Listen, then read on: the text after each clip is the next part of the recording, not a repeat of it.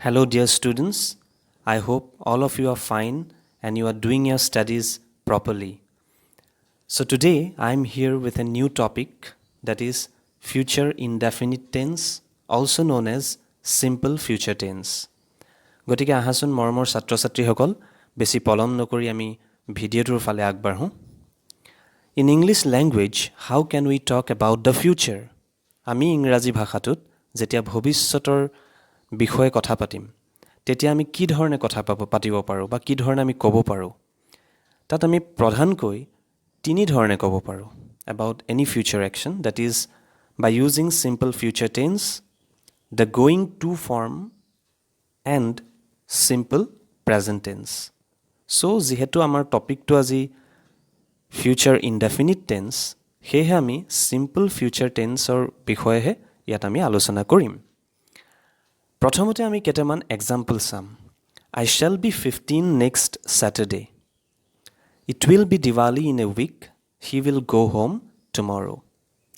অহা শনিবাৰে মোৰ 15 বছৰ বয়স হ'ব অহা শনিবাৰে ফিউচাৰ টাইম অহা সপ্তাহত দিৱালী হ'ব ফিউচাৰ টাইম অহা সপ্তাহত হি উইল গ' হোম টুমৰো সি কাইলৈ ঘৰলৈ যাব কাইলৈটো আকৌ future time this sentences talk about things which will take place in the future এই গোটেইকেইটা চেণ্টেন্সে ভৱিষ্যতে হ'বলগীয়া কিবা এটা কাৰ্যৰ বিষয়ে কৈছে it expresses the future as fact এই ফিউচাৰটোক এটা ফেক্ট হিচাপে এটা ফেক্ট হিচাপে বা ইনফৰ্মেশ্যন হিচাপে আমাক দিছে যিটোৰ ওপৰত আমাৰ কণ্ট্ৰল নাথাকে এনেও ফিউচাৰৰ ওপৰত মানুহৰ 100% কেতিয়াও কণ্ট্ৰল নাথাকে okay so' it expresses the future as fact বুলি আমি ক'ব পাৰোঁ আৰু কেইটামান এক্সাম্পল আমি চাই লওঁ I think India will win the match I think okay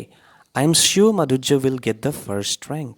Madhurya will get the first rank বুলি কোৱা নাই আই এম চিয়'ৰ বুলি কৈছে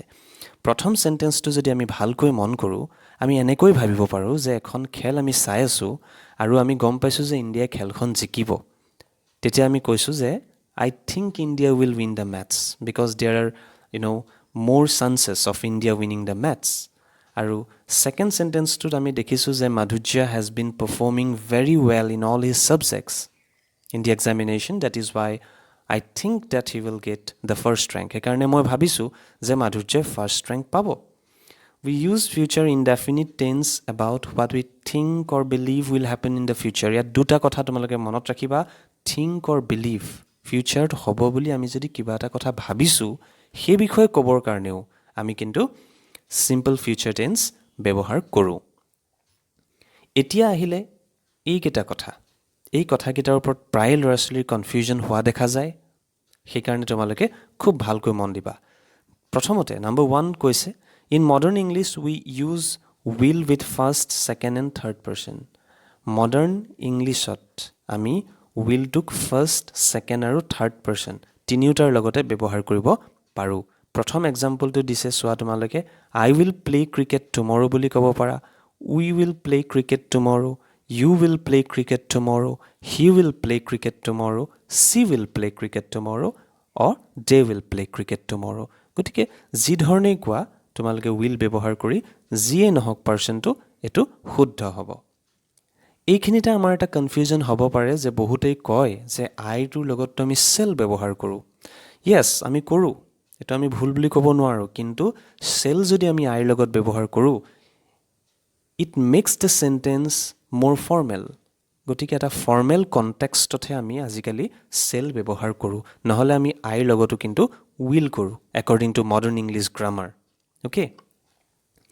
নম্বৰ 2ত কৈছে যে shall is used with I and we to express suggestion offer and intention আমি চেলটোক আই আৰু উই লগত ব্যৱহাৰ কৰোঁ ছাজেশ্যন দিবলৈ ছাজেশ্যন মানে কাৰোবাক পৰামৰ্শ দিছোঁ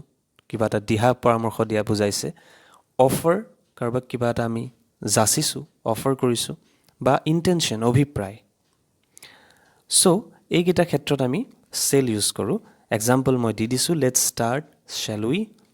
আই শ্বেল লেট ইউ ন' চুন অ'কে লেটছ ষ্টাৰ্ট শ্বেল উই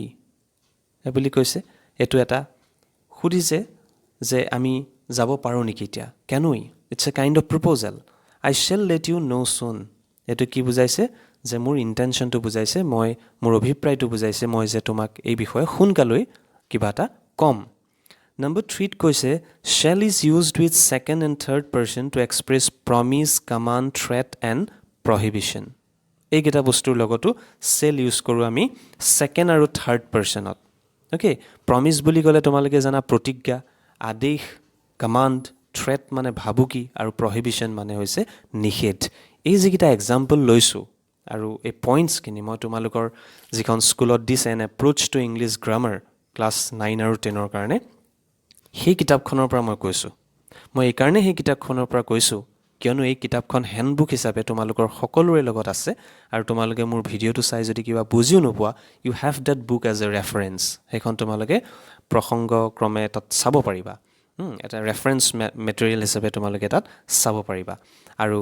তাত কিবা এটা বুজি নাপালে মই কোৱা কথাটো হয়তো কিবা এটা বুজি পাব পাৰা তেনেকুৱা কথা সো তোমালোকে দুইটা মেটেৰিয়েল ইউজ কৰি পিনি বুজিবলৈ চেষ্টা কৰিবা ইয়াত এক্সাম্পল দিয়া আছে প্ৰথমটো প্ৰমিজ হয় you shall have the money next week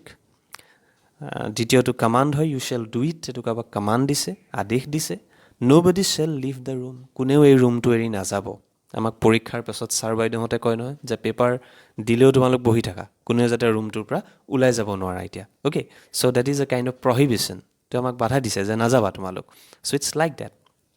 আশা কৰিছোঁ এইকেইটা তোমালোকে বুজি পাইছা আৰু 1 মিনিট সময় মাত্ৰ আমনি নিশ্চয় লগা নাই so' in a sentence expressing about a future event we use future tense for the principal clause and simple present for the subordinate adverb close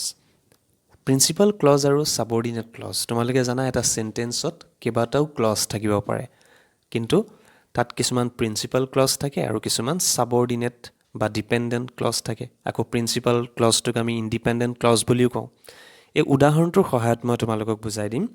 we will not go' out if it rains যদি বৰষুণ দিয়ে আমি ওলাই নাযাওঁ okay we will not go' out এইটো principal clause হয় we will use কৰিছোঁ তাত আমি ডেট মিনছ সেইটোক আমি ফিউচাৰ টেন্সত ইউজ কৰিছোঁ প্ৰিন্সিপাল ক্লজটো ইফ ইট ৰেইনছ